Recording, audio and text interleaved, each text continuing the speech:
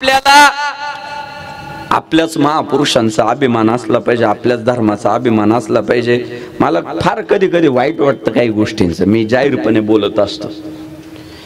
काय मोठी माणसं होती राव, हिंदू हृदय सम्राट बाळासाहेब ठाकरे। एवढा धर्माभिमान होता, एवढा धर्माभिमान होता, एवढा धर्माचा अभिमान होता त्यांना की ते त्या काळात ना भारतीयांना ओरडून सांगत होते की बाबांनो, तुम्ही धर्माचा अभिमान बाळगा, येतो धर्मस्त तो जया हा, जिथं धर्म आहे तिथं विजय। आणि आपली लोक आहे ना, सर्व धर्म समभावाच्या नावाखाली, धर्मनिरपेक्षतेच्या नावाखाली धर्मालाच विसरायला लागली, धर्माचंच पालन करत नाही। त्यामुळे ते भाषणांमधून काढायचे, म्हणायचे अरे बाबांनो, गर्व बाळगा हिंदू असल्याचा, आणि गर्व से कहो हम हिंदू आहे, हे त्यांनी जगाला सांगायला सुरुवात केली। आणि नुसतं मुंबईत, नाशकात, पुण्यात नाही, तर त्या काळात ज्या शहराचं नाव औरंगाबाद होतं, त्या औरंगाबाद मध्ये आपले हिंदू हृदय सम्राट स्वर्गीय बाळासाहेब ठाकरे उभं राहायचे। आणि तिथून औरंगाबाद, तत्कालीन औरंगाबाद मधल्या जनतेला सांगायचे गर्व से कहो हम हिंदू आहे। आणि त्यांचं पुढचं वाक्य असायचं की या शहराचं नाव औरंगाबाद नाहीये, तर या शहराचं नाव छत्रपती संभाजीनगर आहे। व्यासपीठावरनं, भल्या व्यासपीठावरनं औरंगाबाद शहरात उभं राहून बाळासाहेब म्हणायचे की काय संबंध आहे या शहराचं नाव औरंगाबाद असल्याचा, त्याची कबर आहे इथं म्हणूनच का फक्त, तर त्याची कबर जी इथं झाली महाराष्ट्रात, त्याला कारणीभूत छत्रपती संभाजी महाराज आहे। तो 9 वर्ष झुंजला, छत्रपती संभाजी महाराजांना पकडू शकला नाही।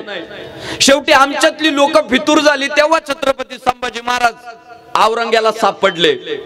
पण संभाजी महाराजांच्या बलिदानानंतर इथल्या महाराष्ट्रातली जनता इतकी पेटून उठली, इतकी पेटून उठली की ज्या औरंगजेबाला पुन्हा दिल्लीला जायचं होतं ते जाऊच दिलं नाही, आणि जाऊ न दिल्यामुळे त्याची कबर औरंगाबादला झाली पूर्वीच्या।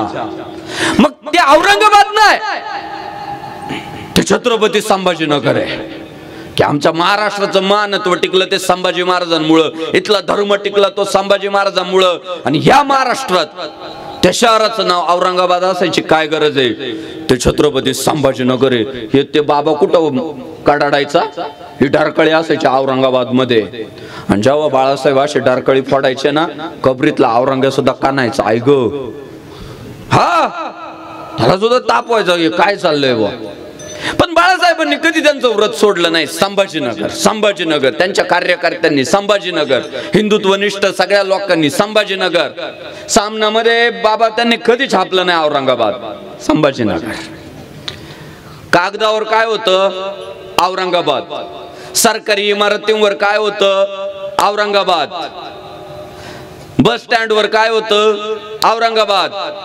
आणि बाळासाहेब काय म्हणायचे, संभाजीनगर। त्यांनी त्यांची धर्मनिष्ठा टिकवून ठेवली, सांगत राहिले ते संभाजीनगर आहे, ते संभाजीनगर आहे, ते संभाजीनगर आहे। आणि त्यांच्या धर्मनिष्ठेला काय यश यावं, पुढच्या काळामध्ये बाळासाहेब तर स्वर्गवासी झाले, पण बाळासाहेबांच्या पट्ट्यांनी 2022 मध्ये त्या शहराचं नाव छत्रपती संभाजीनगर करून दाखवलं।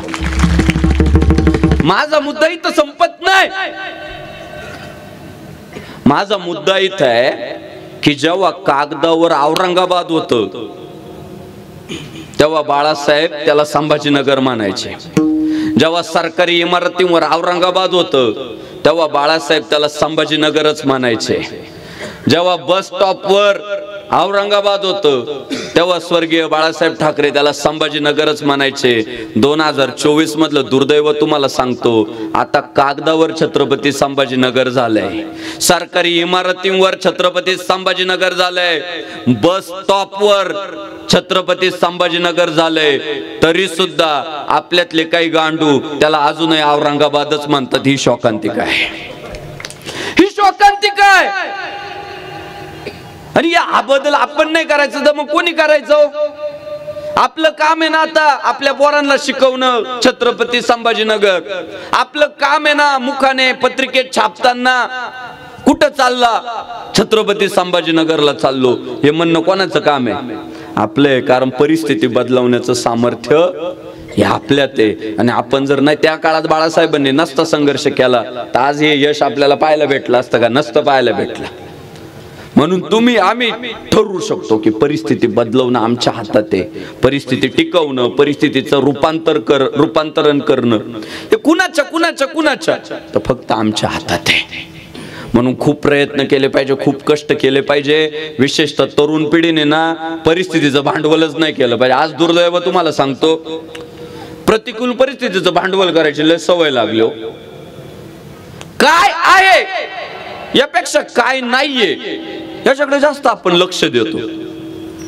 मी काय म्हणतो ऐका, आता समजा पेपर नाही वर्षभर अभ्यास केला बरोबर, 15 दिवस पेपर राहिले तर काय म्हणायला पाहिजे? अजून माझ्याकडे 15 दिवस आहे. जाऊ द्या, अख्खं वर्ष गेलं मोबाईल पाहण्यात, जाऊ द्या. पण आता 15 दिवस राहिले तर पोरांनी काय म्हणायला पाहिजे? माझ्याकडं 15 दिवस आहे. पोरं काय म्हणतात माहितीये का? आता 15 दिवस राहिले आणि आता काय होणार आहे, आता मी काय करणार आहे. ही शोकांती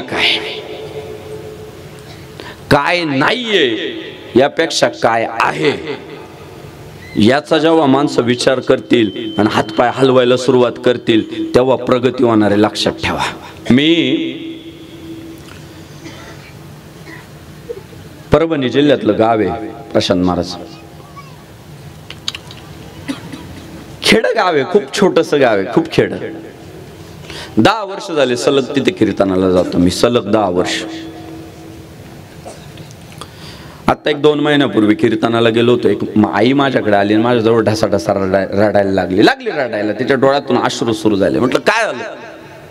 ती म्हणाली, महाराज माझा पोरगा बेवडा झाला. आया कधी कधी बिचाऱ्या पेढे घेऊन येतात, काही इंजिनियर झाला, डॉक्टर झाला, कीर्तनकार झाला, पखवाज वादक झाला. ती अश्रू घेऊन आली, पेढे नाही घेऊन आली, अश्रू घेऊन आली. मला काय म्हटली? माझा पोरगा बेवडा झाला. खरंच बेवडा झालाय का दारू पितो? नाही म्हणे बेवडा झाला तो, दिनरजनी हाची दांदा. त्याला रात्र कळत नाही, दिवस कळत नाही, सुख कळत नाही, दुःख कळत नाही, सण कळत नाही, दुःख कळत नाही, बेवडा झाला. सांगा म्हणे त्याला समजून, तुम्ही तरी सांगा. तेवढ्यात तो आला झुलत बसला तिथं. मला वाटलं जय हरी जय हरी. जाऊन बसलो त्याच्या जवळ. अरे म्हटलं लाज वाटते का तुला? ऐन तारुण्य भारताचा जर इतिहास पाहिला, या भारतामध्ये ज्या ज्या लोकांनी इतिहास रचला त्या सगळ्या लोकांनी कष्ट जे केले नाही. संतांनी सुद्धा सांगितलं की संप्रदायाला सुद्धा गरज कोणाची आहे? तर ना भाग्यवंत नटे हरी कीर्तनात तरुणाची गरज आहे. भगवान श्री ज्ञानेश्वर महाराज 21 वर्ष, भगवान श्री तुकाराम महाराज 42 वर्ष, हिंदवी स्वराज्य संस्थापक छत्रपती शिवाजी महाराज 50 वर्ष, आणि तुमच्या अंगावर काटा येईल छत्रपती संभाजी महाराज 32 वर्ष. हो, मी जेव्हा वाचलं की औरंग्याने जेव्हा छत्रपती संभाजी महाराजांची हत्या केली वडू तुळापूरला, तेव्हा महाराजांचं वय किती आहे? 32 आहे पोरांनो, 32. आणि महाराजांचं चरित्र वाचल्यावर कोण म्हणूच शकत नाही हा माणूस 32 वर्षाचा असेल. 32 वर्षापर्यंत 140 लढाई आहे, त्यातली एकही लढाई न हारलेला राजा म्हणजे छत्रपती संभाजी महाराज. एकही नाही. 32 वर्षाच्या वयापर्यंत अनेक भाषांवर प्रभुत्व आहे. जगातली सर्वात कठीण असणाऱ्या संस्कृत भाषेमध्ये बुधभूषणम नावाचा ग्रंथ आहे संभाजी महाराजांच्या नावानं. शरीर असं कमवलेलं आहे, सिंहाच्या जबड्यात घालीन हात मोजीन दात, ही जात छत्रपती शिवरायांच्या मावळ्यांची. हे ब्रिज जे आलं ते छत्रपती संभाजी महाराजांपासून. शरीर पण कमावलं, बुद्धी पण कमावली. माणसाच्या जीवनामध्ये दोन्ही असलं पाहिजे, शरीर पण पाहिजे आणि बुद्धी पण पाहिजे. काहीकडे बुद्धी लई पण ताकदच नाही, अशक्तपणा आला म्हणतात. काहींच्या अंगात लय ताकद पण बुद्धीच नाही वापरायची, कुठं गाडीवरनं कुत्र्याला लाथ हाणीत. तर दोघं आई बापाने सुद्धा पोरांना खाऊ पिऊ घालून सशक्त पण बनवलं पाहिजे आणि त्यांच्यावर चांगले संस्कार करून त्यांची बुद्धी पण तीक्ष्ण घडवली पाहिजे. तर आमच्या पुण्यात आहे ना, एकाने तब्येत होती म्हणून पोरग कोल्हापूरला पाठवलं. ते कोल्हापूरचं हवामान जरा चांगलं, लाल माती आहे. 3 महिने पोरग ठेवलं, 3 महिने, आणि 3 महिन्यात 3.5 लाख रुपये खर्च केला. अरे बापरे म्हटलं, काय खाऊ घातलं असेल बा. म्हणजे त्याला काम काय, फक्त खायचं, झोपायचं, उठायचं, व्यायाम करायचा. खायचं, झोपायचं, उठायचं, व्यायाम करायचं. 3 महिन्यात ते असं झालं, असं झालं, असं झालं. घरी आले आले त्याने बापच उचलून टाकला.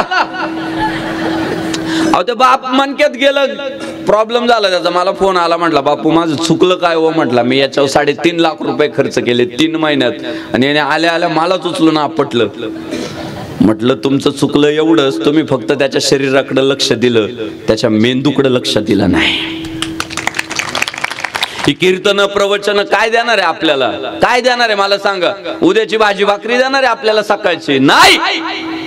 ती भाजी भाकरी कुठं कुठं वाटली पाहिजे हे कीर्तन प्रवचन शिकवणार आहे. काय शिकवणार आहे? मातृदेवो भव, पितृदेवो भव, आचार्य देवो भव, अतिथी देवो भव. कोण देव आहे हे तुम्हाला संस्कार नाही झाले तर कसं कळणार? ही प्रबोधन आहे ना, ही मेंदूची मशागत करण्यासाठी. ही मशागतची चालली शरीराची नाही, ही मनाची आहे, बुद्धीची आहे. ती काळाची गरज आहे. छत्रपती संभाजी महाराज 32व्या वर्षापर्यंत परिपूर्ण आहे. मी असा विचार केला की महाराजांना 32 वर्षाचं आयुष्य लाभलं. 9 वर्ष त्यांनी औरंगजेब झुलवत ठेवला या महाराष्ट्रात, आणि संभाजी महाराज गेल्यावर सुद्धा औरंगजेबाला परत दिल्लीला पोहोचू दिलं नाही.